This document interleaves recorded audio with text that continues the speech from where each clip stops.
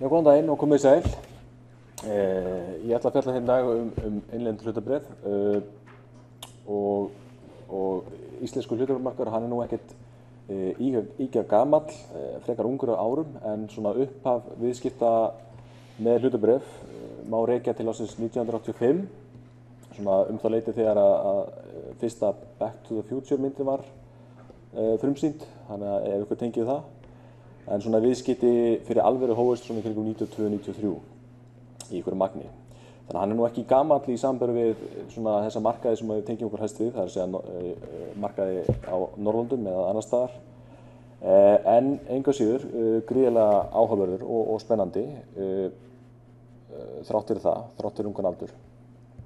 En hérna í dag þá ætlum ég að fara yfir sögulega ávöxtun og sveiflur á innlendum hlutabréfamarkaði, fara yfir þau félög sem eru skráð í Kauphöllinni og svo í lokin ætlum ég að skoða þá drifkrafta sem hafa haft áhrif á markaðinn svona síðastliðið ár eða svo.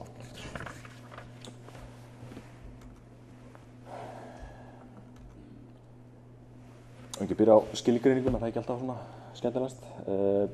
Hlutabréf sem sagt ávísun á tiltekinn hlut í fyrirtæki og með því að kaupa það að þá eignast fjárfestir rétt á því á rétt á afkomu þess í framtíðinni.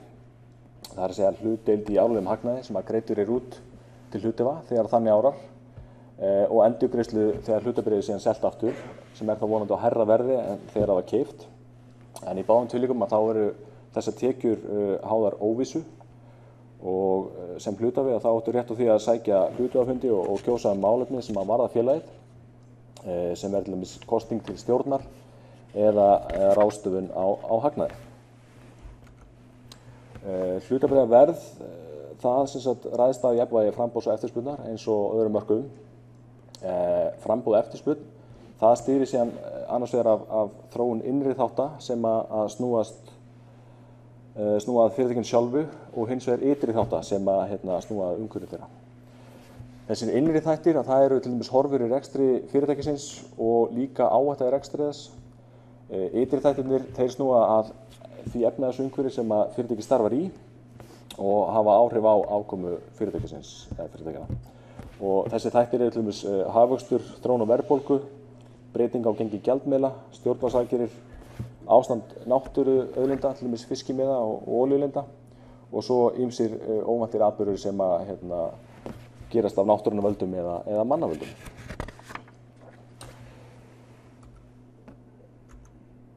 Hér sjáum við síðan ávöxtun heildarvísitölu Kauphallar Íslands sem að nær frá árinu 1993 og við sjáum hérna svona heilt yfir að þá er hérna löng tímabil þar sem að ávöxtun jákvæð, til dæmis frá 94 til 99 og svo aftur hérna frá 2002 til 2007 og svo frá 2010 og þar til dagsins í dag. En svo eiga sér stað leiðréttingar á markaðnum inn á milli. Já, takk fyrir þetta Björn.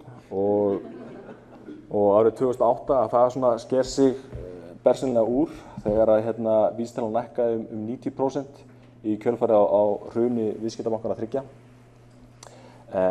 En síðastliðin 4 til 5 ár hafa verið nokkuð góð og gjöful á innlendum hlutabréfamarkaði eins og við sjáum hérna.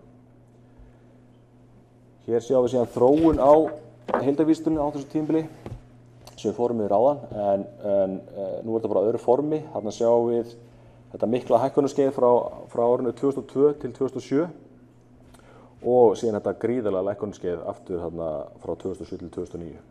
En sem sagt frá þessum tímabili þarna 2009 og 10 að þá hefur þetta verið nokkuð svona stöðugt hækkunarskeið eftir hrun. Skráðum félögum fjölgaði nokkuð hratt á upphafsárum markaðsins og náði þarna hámarki árið 1999 og 2000 þegar 75 félög voru skráð. En þeim tókst síðan að fækka nokkuð hratt þarna í aðdraganda hrunsins og þá var Kauphöllin orðið nokkuð einsleit í rauninni. Það var mikið fjármálafyrirtæki og fjárfestingafélög. Bankarnir 3 náttúrulega voru að mig minnir í kringum 80% af vísitölunni þegar að hrunið eða í kringum 2007-2008. Síðan árið 2010 voru 11 félög skráð og þeim hefur fjölgað 2-3 ári og nú eru 20 félög skráð árið 2015 og það eru væntingar að það verði 1-2 félög skráð á hverju ári á næstu árum.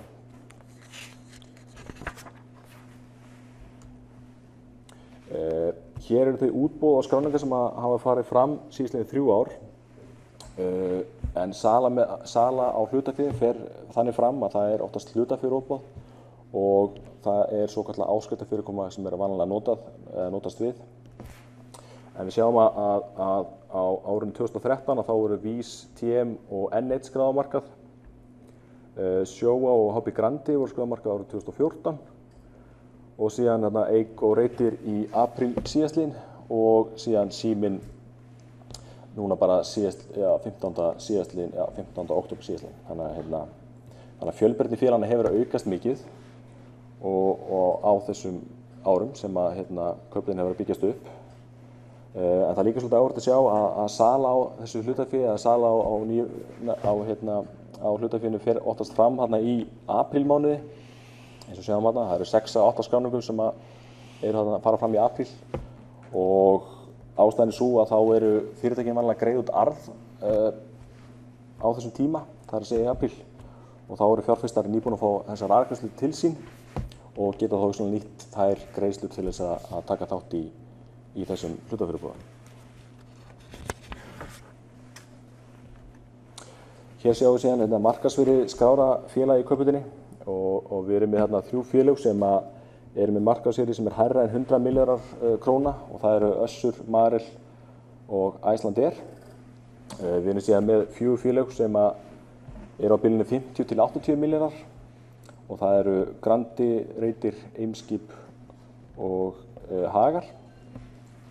Og síðan erum við með alls 11 félög sem eru undir 30 milljarðum og það eru Síminn, Eik, Reginn, Vís, N1, Sjóvá, Vodafone, TM og Hampiðan.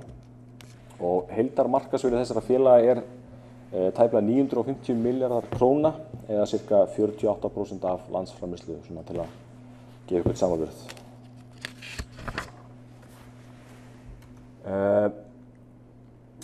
Ég ætla að fara aðeins yfir fyrirtækin í Kauphöllinni og þessi fyrirtækin eru í misáhættusömu rekstri og ytri þættir hafa mismikil áhrif á fyrirtækin. Og við byrjum aðeins á Össuri að þá það náttúrulega öflugt tæknifyrirtæki sem framleiðir stóðtæki, spelkur, stuðningsvörur og þrýstumbúðir.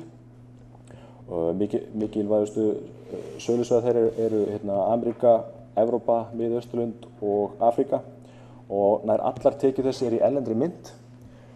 Það með höfuðstöðvar á Íslandi en starfsemi í 18 löndum. Og þetta nú seint talinn áhættusamur rekstur en þeir eyða töluverðum fjárhæðum í rannsóknir og þróun á sínum vörum sem þetta getur verið dýrt en þeir þurfa að ná að selja sína vörur og margar skemmtilega nýjar tækninýjungar hafa komið frá þeim að undanförnu. Icelandair, það ferðaþjónustufyrirtæki sem sérhæfir sig í flugrekstri milli Íslands og annarra landa og svo tengiflugi yfir Atlantshafið. Það eru 9 dótturfélög í samstöðunni sem eru tengd ferðaþjónustu og það stærsta Icelandair eins og allir þekkja.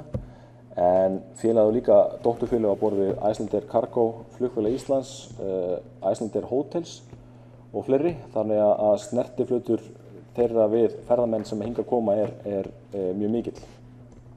Og félagið flutti 2,6 milljónir farþega árið 2014 og það voru koma flutningatölur núna fyrir septembermánuð af því félagið reportar alltaf flutningatölur einu sinni í mánuði og þá var félagið búið að flytja 2,5 milljón farþega núna í september, þannig að aukningin í farþegum frá áramótum er 18% og sætinýtingin líka að aukast, það er að segja fleiri að nýta sætin. Þannig að það hefur verið mjög góður gangur á félaginu sem hefur reyndar sýnt sig í hlutabréfaverðinu. Það eru ansi margir ytri þættir sem geta haft áhrif á gengi Icelandair og þess vegna það kannski eitt af þessum skemmtilegustu félögum í Kauphöllinni. Og þar má þetta nefna bara hagvöxt hér á landi sem á erlendis, ráðstöfunartekjur, ferðamannastraum til landsins og í gegnum landið framboð flugfara hjá samkeppnisaðilum og svo líka þróun á olíuverði og þetta náttúruhamfarir sem gerast ansi oft hér á landi. Marel, að það fyrirtæki sem sérhæfir sig í þróun og framleiðslu á tækjabúnaði og hugbúnaði til matvælaframleiðslu og það framleiðir búnað til alífuglaframleiðslu, fiskframleiðslu, kjötframleiðslu og síðan líka áframframleiðslu matvara. Og það með framleiðslueiningar á 18 stöðum í heiminum og söluskrifstofur og umboðsmenn allan heim í rauninni. Vöxturinn í þessari grein sem þeir eru í svona í kringum 4–6% á ári, en Marel hefur að jafnaði vaxið yfir hraðar heldur en sambærileg félög. Og tekjur Marel eru í erlendri mynt og starfsemi þeirra nokkuð háð svona hagvexti bara almennt í heiminum og líka próteinneyslu hverju sinni sem hefur farið vaxandi og fer vaxandi í öllum heiminum þessar myndir og mun gera náttúrulega í framtíðinni. HB Grandi, að það eitt stærsta sjávarútvegsfyrirtæki hér á landi og stundar veiðar og vinnslu á botn og uppsjávarfiski. Og afurðir þeirra eru seldur allan heim, en helstu markaðirnir eru Evrópa, Asía og Norður-Ameríka og Afríka líka. Og rekstur Granda hefur verið og nokkuð sveiflukenndur og háður náttúrulega ástandi helstu náttúruauðlinda Íslands sem eru okkar fiskimið, en einnig hafa aðgerðir stjórnvalda áhrif á reksturinn og þar má til dæmis nefna auðlindagjöld og veiðigjöld sem dæmi. Hagar, það stærsta smásölufyrirtæki landsins og rekur 56 verslanir á landsvísu með áherslu á mat og servöru og rekur meðal annars Bónus og Hagkaup sem allir þekkja. En þeir eiga líka 14 dótturfélög og 94% af tekjum þeirra kemur frá matvöruverslun og tengdum vöruhúsum. Styrkleiki þess liggur kannski í stærð félagsins, en á móti þá eru vaxtarmöguleikarnir takmarkaðir. Tekjurnar hjá félaginu sveiflast mjög lítið milli ára þar sem þeir eru mest megnis að selja fólki nauðsynjavörur. Þannig að félagið greiðir að jafnaði frekar út ríflegan arð til sinna hluthafa. Eimskip, þar höfuðástæðan á skipaflutninga, en félagið býður upp á alhliða flutningsþjónustu allan heim. Og það að reka flutningakerfi á Norður-Atlantshafi með áherslu á Ísland, Færeyjar, Noreg og svo líka tengingu við Evrópu. En það líka með flutningsmiðlun og það áherslan á frystar afurðir. Eimskip mjög háð þróun á innflutningi og útflutningi, en líka náttúrulega háð náttúruöflum á milli landanna, þar sem við erum staðsett í miðju Atlantshafi, þannig að það kemur fyrir að það sé vont veður eins og við þekkjum. Tryggingafélögin, TM Vís og Sjóvá, þau taka við iðgjöldum og tryggja viðskiptavini fyrir skakkaföllum á móti. Afkoma tryggingafélaganna, hún byggir bæði á afkomu af tryggingum og fer þá eftir tjónahlutfalli hverju sinni og síðan fjárfestingum. Afkoma fjárfestinganna byggir á því hversu vel tekst að ávaxta greidd iðgjöld til félagsins, en náttúruhamfarir, slys og brunnar hafa náttúrulega áhrif á tryggingareksturinn og afkoma fjárfestinga fer síðan eftir þróun á skuldabréfa og hlutabréfamarkaði, hvað er að gerast á þeim. N1, það eitt stærsta verslunar- og þjónustufyrirtæki landsins og meginstarfsemin felst í því að selja eldsneyti og tengdar vörur og þeir eru með 112 sölustæði allt land. Það sem getur haft áhrif á rekstur við N1 til dæmis ferðamannastraumur til landsins. Það náttúrulega, þegar koma svona margir ferðamenn, þá náttúrulega selja þeir fleiri pulsur og líka náttúrulega bensín á alla þessa bílaleigubíla. Þannig að það hefur mikil áhrif á þá. Og N1 líka að selja flugvélaeldsneyti, til dæmis til Icelandair. Og þeir eru líka að selja olíu til skipaflotans sem dæmi, þannig að til dæmis hvernig loðnuvertíð að ganga eða eitthvað slíkt, það getur líka náttúrulega haft áhrif á söluna á þeim. Reginn, það var fyrsta skráða fasteignafélagið á markaði og það með 225.000 fermetra eignasafn og stærstu eignir á þeim eru Smáralind og Egilshöll. En svona almennt að þá hjá fasteignafélögum að þá er afkoman nokkuð fyrirsjáanleg vegna þess að leigusamningar sem þeir gera við fyrirtækin eru verðtryggðir og til langs tíma. En maður þarf líka að skoða nýtingarhlutfall á hverjum tíma hjá þessum félögum. Það er að segja hversu mikið er verið að leigja út á hverjum tíma og þannig getur þróun á verðbólgu haft áhrif á afkomu félagsins. Og Reytir, að það er annað fasteignafélag sem er ívið stærra heldur en það fyrra og það er með eignast upp á 450.000 fermetra og alls 130 eignir. Og þeir voru bara að kaupa núna í síðustu viku eignasafn upp á 18 milljarða og stærstu eignir hjá Reytum eru Kringlan, Nordica, Natura Hotel, Holtagarðar og Kauphallarhúsið ásamt ýmsum svona sögufrægum húsum í miðbænum. En líka í eignasafni Reyta að þar eru verðmætir byggingarréttir og sem að tengjast að stærstu hluta núverandi fasteignafélagsins, það er segja Kringlusvæðið og það eru stækkunarmöguleikar upp á ca. 130.000 fermetra sem það geta þá byggt við þar. Eik, það er annað fasteignafélag sem er á markaði og var einmitt skráð núna í apríl og þar eru leigutakar félagsins í kringum 400 og leigueiningar einhverjar 500 en það er ca. 273.000 fermetrar þannig að það er svona mitt á milli þarna tveggja. Vodafone eða Fjarskipti HF að það er eitt af þremur stærstu fjarskiptafélögum landsins og er með starfsemi náttúrulega aðallega hér á landi en líka í Færeyjum. Farsímaþjónustan er þar mikilvægasta tekjulindin en líka gagnaflutningar, sjónvarpsþjónusta og rekstur á fastlínukerfi.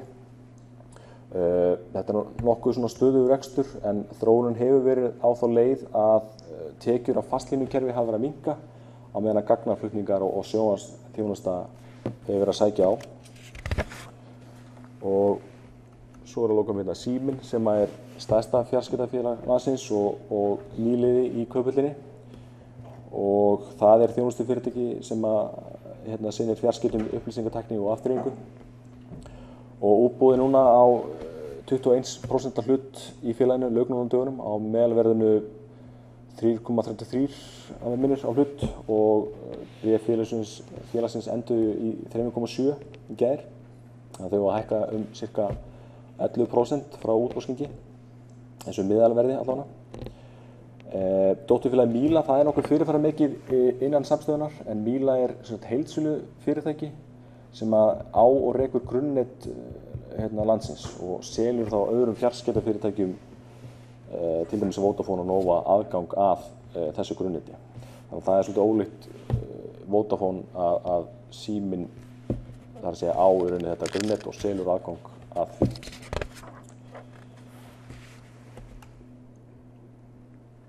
En hvernig svo ætti að eiga viðskipti með þessi hlutabréf? Það er hægt að eiga viðskipti með því að kaupa stök bréf á markaði í gegnum annaðhvort miðlun, eignastýringu eða netbankann. Og það er líka hægt að fjárfesta í sjóðum og þá annars vegar virkum sjóðum sem annars vegar virkum sjóðum og hins vegar vísitölusjóðum. Virkir sjóðir að þeir velja sín hlutabréf sjálfir og eru nokkuð virkir í því að kaupa og selja hlutabréf. Og markmið þeirra er að gera betur heldur en viðmiðunarvísitalan eða markaðurinn. Og slíkir sjóðir eru ofta að vigta sig þá meira eða minna í ákveðnum félögum sem eru þá, það er að segja, vigta sig meira í þeim félögum sem eru talin skila betri ávöxtun heldur en ella og samanskapi undirvitt á þeim félögum sem er ekki talin jafn góður kostur. En vísitölusjóðir hins vegar þeir endurspegla markaðinn og eiga að skila sömu ávöxtun og markaðurinn. Þannig að þeir eru í rauninni nokkuð lægri umsjón og tekjur oft af slíku sjóðum. Og það er notast alveg við tvær aðferðir við að meta hvaða hlutabréf eigi að kaupa og hver eigi að selja. Og svona þessi fyrri er vanlega nota meira heldur en svo síðari, en kannski ólíkan hátt líka. En þetta er grunnggreining og tæknigreining og með grunngreiningunni að þá eru ársreikningaskoðir og viðskiptalíkan og almennir efnahagsvísar ásamt svona vaxtamöguleikum félagsins og svona í því tilgangi að meta hvort að innra virði þess ofmetið eða vanmetið út frá markaðsvirði þess eða sambærilega félaga. En tæknigreiningin getur hins vegar nýst vel þegar ákveða á tímasetningu í kaupum og sölu í viðkomandi félagi.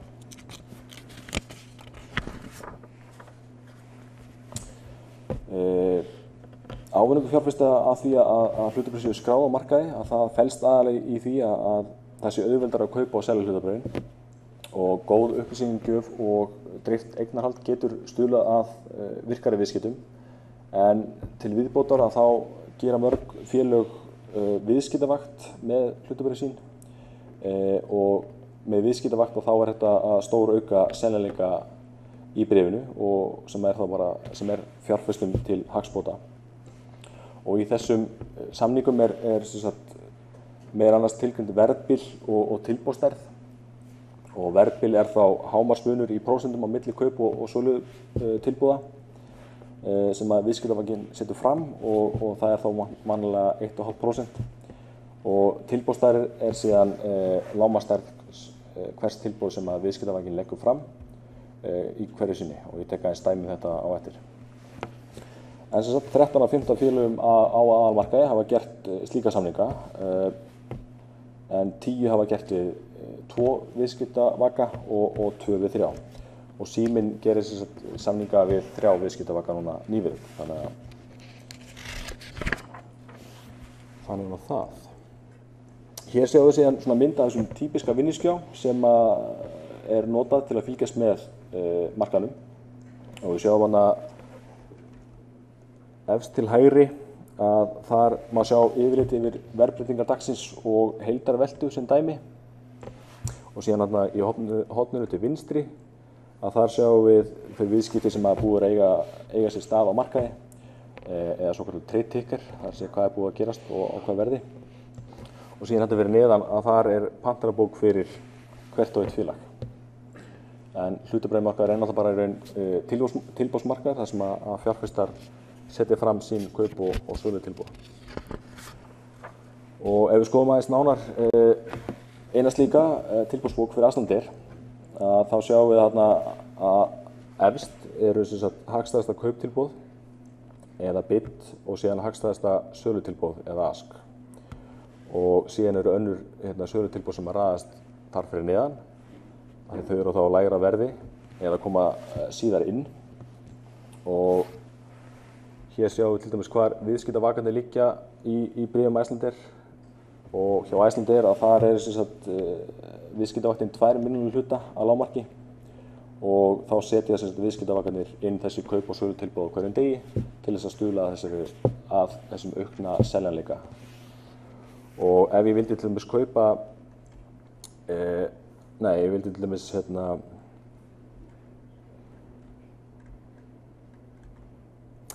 vildi kaupa hluti í Icelandair, þá geti ég gert það á genginu 31,3 en ef ég vildi selja hlutina mína þá geti ég selt það þarna á 31 þar sem að best bid er þar hverju sinni.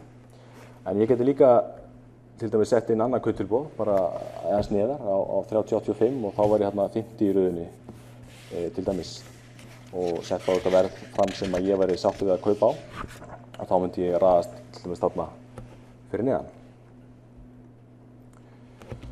En við ætlum aðeins að skoða líka hvað er búið að gerast á hlutabréfamarkaði að undanförnu og hér sjáum við ávöxtun félaga í Kauphöllinni frá áramótum og þetta er sem sagt gengi félagana miðað við síðastliðinn föstudag og það er svolítið áhugavert að sjá að öll félagin eru með jákvæða ávöxtun frá áramótum og 4 félag hafa skilað betri ávöxtun samanborið við úrvalsvísitöluna og vísitölu aðalista. Og þetta eru félagin N1, Marel, Icelandair og Vodafone.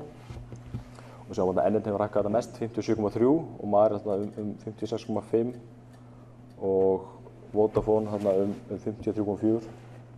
Nei, 46,7 fyrirgefið og Icelandair 53,4.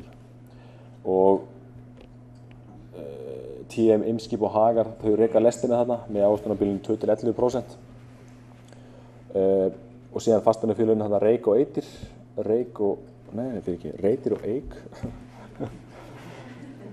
sem voru skráð í apríl á þessu ári, að þau hafa hækkað um 28,5 og 18,6 frá útboðsgengi þeirra. Skemmtileg nöfn, Reytir og Eyk. En hér sjáum við síðan þróun á heildarvísitölunni frá áramótum og eins og sagði hún hefur hækkað um 37% frá áramótum sem frekar mikil hækkun, svona alla jafna. Og það sem af hefur verið af ári þá hefur stefna vísitölunnar verið bara nánast til hækkunar allt árið, nema aðeins þarna í mars. Þar kemur aðeins verðleiðrétting, en það sem hefur kannski helst haft áhrif og sjáum hérna í febrúar að þá voru uppgjör fyrir fjórða ársfjórðung 2014 birt og þá voru flest félögin með uppgjör svona í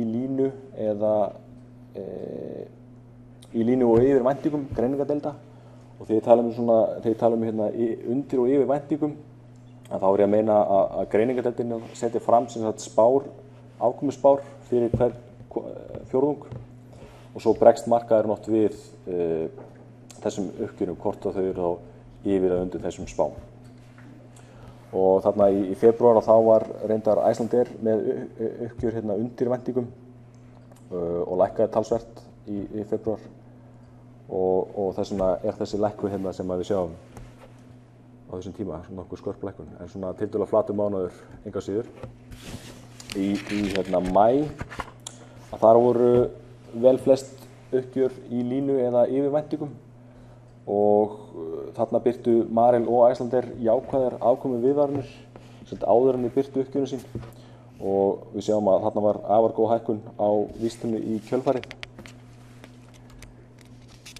Og í júní að þá voru aðgerðir stjórnvalda losun gjaldeyrishafta kynnt og þau höfðu mjög góð áhrif á markaðinn. Og eins og sjáum hérna þá eru flesti viðskiptadagarnir þar eftir þeir eru til hækkunar og við sjáum hérna að vísitalan hækkaði úr 1100 stigum í 1175 hérna á bara rúmum mánuði, þannig að þetta voru góði tímar. Síðan frá lok júlí og inn í ágúst og þá voru birt uppgjör hérna fyrir annan ársfjórðung sem voru bara flest frekar góð og vísitalan hækkaði líka á því tímabili. Síðan í miðjan ágúst og þá hafði veruleg lækkun á hlutabréfaverði í Kína áhrif á aðra erlenda hlutabréfamarkaði og líka okkar markað og eins og við sjáum hérna. Og það varð smávægileg verðlækkun sem alveg eðlilegt í ljósi þess að það var mjög gott hækkunarskeið í 5 mánuði þar á undan. En við vorum ekki lengi þar og hann var nokkuð fljótar að jafna sig markaðurinn og það sem hefur verið að gerast að undanförnu að markaðurinn hefur verið frekar bara eftirspurnardrifinn, ekki mikið fréttir af félagunum, það er að segja rekstri þeirra eða slíkt sko. Þannig að fjárfestar eru kannski minna að horfa á grunnrekstur eða áhrifaþætti á hann. Þannig að það virðist vera að það er bara mikið fjármagn að leita í hlutabréf og væntanlega út af því að menn telja að horfurnar séu bara nokkuð góðar svona fram á við. En það sem kannski framundan á markaðinum að það bara núna í lok næstu viku að þá birta félögin uppgjör fyrir þriðja ársfjórðung 2015 og þá fer spenna að færista leikinn og við fáum auki flökt eða verðsveiflur í rauninni þegar að uppgjörin taka að birtast þetta í næstu viku.